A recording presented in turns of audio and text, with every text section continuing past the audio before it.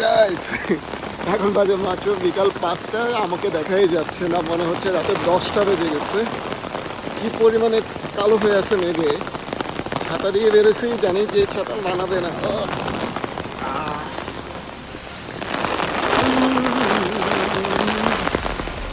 Guys এটা বৃষ্টিতে মানবে না, কোনো একটা সাইডে গিয়ে উঠতে হবে।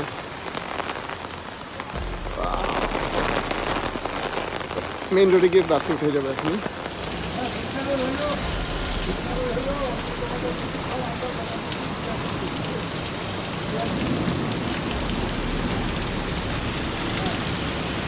প্রচণ্ড পরিমাণে বৃষ্টি নামছে, ছাতা দিয়েও মানতেছে না, পুরো ভিজে যাইতেছে। শুধু ব্যাগটাকে বাঁচানোর চেষ্টা করতেছে আমি।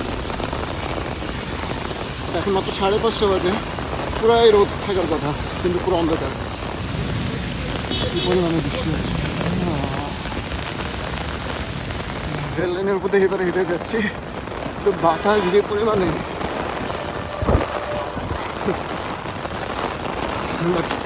মজাই লাগতেছে। অন্যরকম একটা ফিলিংস, বৃষ্টির মধ্যে দিয়ে রেল লাইনের উপর হেঁটে যাওয়া।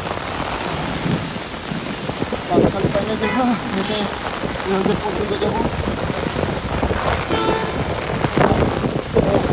রেল লাইনে মানে রেলগাড়ি নেই, ট্রেন আসলে বোঝা যাবে না, এই জন্য বারবার পিছনে টানাচ্ছি। মাত্র ট্রেন গেছে তো,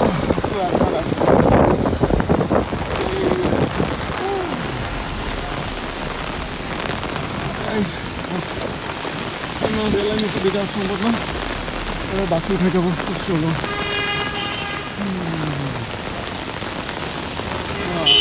কি পরিমাণে বৃষ্টি হচ্ছে, আর এটা তো পুরো পানি নিচ্ছে।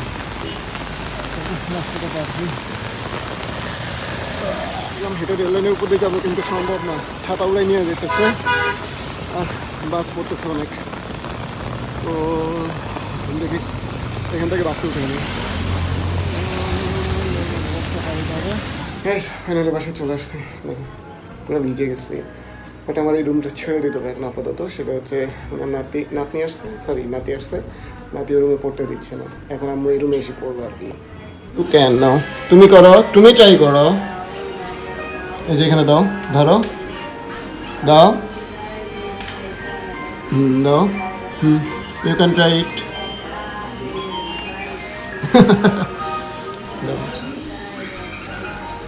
কে বল, এই নো, ইউ ক্যান ট্রাই।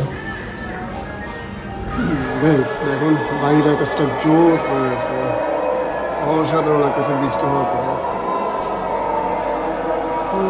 ওকে যাই, এখন বাইরে বৃষ্টি হচ্ছে।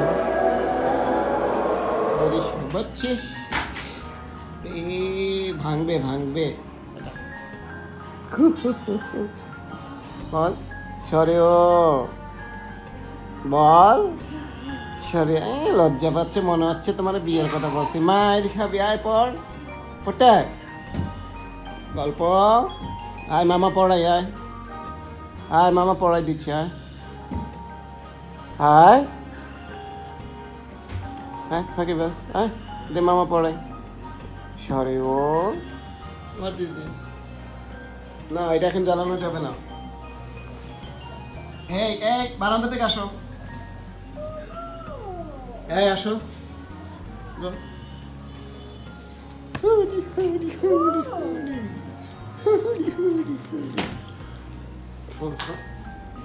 হ্যাঁ, অফিস থেকে এসে দেখি ছোটো বোন আসছিল আর ওর ছেলে, আসলে তো আল্লাহর মতো পুরো ঘর গরম করে রাখে।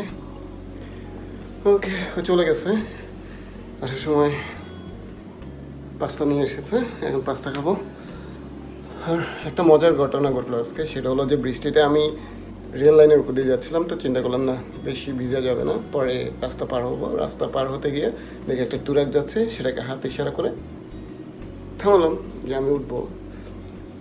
তো বাসও থামলো, আমি ওঠার পরে দিয়ে বাসের মধ্যে গরম হয়ে আছে, আমি তো পুরো বোকা হয়ে আছি, নিশ্চয়ই আগে থেকে কিছু হয়েছে। পরে শুনলাম না, আমি যে হাত ইশারা করছি ড্রাইভার সেটা দেখে নেই, বাট পরে গিয়ে সে দেখছে যে আমি হাত উঁচা করছি, বাট তখনই সে একটা হার্ট ব্রেক করে ফেলে। সো দ্যাটস ওয়াই দেখা যাচ্ছে ভিতরে সবাই গরম হয়ে গেছে। তো আমি উঠে সরি বলছি, বাট মাথার মধ্যে বারবার একই জিনিস ঘুরপাক করতেছে যে আমি তো অনেক দূর থেকে তাকে হাতের ইশারা দিছি, সে নর্মালি এসে কিন্তু ব্রেকটা করতে পারতো, বাট সে হার্ট ব্রেক করলো কেন কাছে এসে? তো এটা আমার মাথায় ঢুকতেছিল না। বাট আমি সরি বলে ফেলছি সবাইকে যে সরি, আমি এটার জন্য দুঃখিত। কিন্তু ভুলটা যে আমার ছিল না, ভুলটা যে ড্রাইভারই ছিল, সেটা কখন বুঝতে পারলাম, আমি বারবার ওনার মেন গ্লাসের সামনে ফ্রন্ট যে গ্লাসটা থাকে বড়, সেটার দিকে তাকাচ্ছিলাম। তো বৃষ্টির পরিমাণ বাড়লে ডেফিনেটলি হচ্ছে যে গ্লাস দিয়ে দেখা যায় না কিছু, তো সেটার জন্য পরিষ্কার করার জন্য এমন একটা জিনিস থাকে, মেন্টের নামটা ভুলে গেছে। তো আমি এটা অনেকক্ষণ ধরে ফলো করতেছি যে তার গ্লাসের দিকে তাকিয়ে দেখতেছি যে আমি সামনে আর কিছু দেখতে পাচ্ছি না, বিকজ সে এটা পরিষ্কার করতেছে না। তখন মাথায় ঢুকলো যে তার সামনে যে মানে গ্লাস পরিষ্কার করার জিনিসটা, পানি পরিষ্কার করার জিনিসটা, সেটা নাই। সো দ্যাটস ওয়াই যে পরিমাণে বৃষ্টি হচ্ছে সেই পরিমাণে সে আর দেখতে পাচ্ছে না যে সামনে কেউ আছে। সো দ্যাটস ওয়াই হঠাৎ সে দেখতে পাচ্ছে যে মানে কাছে এসে দেখছে যে আমি।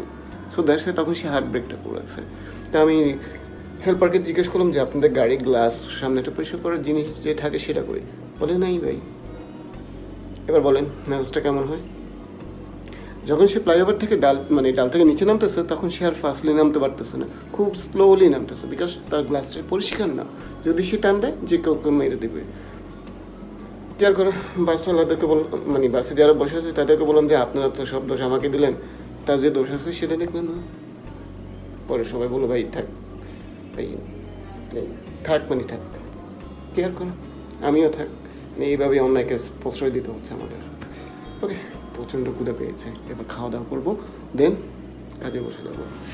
ছোটো বোন তার বাসা থেকে আমার জন্য পাস্তা বানিয়ে আনছে, আব্বু আম্মু খায় না, আর প্লাস হচ্ছে চিকেন আর কোক, সরি 7 আপ। সো এটাই হচ্ছে আজকে আমার রাতের খাবার। গাইস, এটা আব্বু আম্মুর জন্য বানছিল। আব্বু আম্মু পাস্তার উপরে যে চিজটা দেয় সেটা দেখার পরে খায় নাই। সো দ্যাটস এটা এখন আমি পুরোটা খেতে হবে। তো বলেছিলাম যে আমি আর রাতে ভাত খাবো না, সো তারা খেয়ে নিয়েছে। এখন হচ্ছে আমি পাস্তা প্লাস এই চিকেনটা খাবো। এটা খেয়ে আজকের ডিনার শেষ করব। তো এখন খাবার দাবার করে নিচ্ছি, দেন একটু পরে গিয়ে আবার কাজে বসে যাব। তো খেয়ে ফেলে আগে।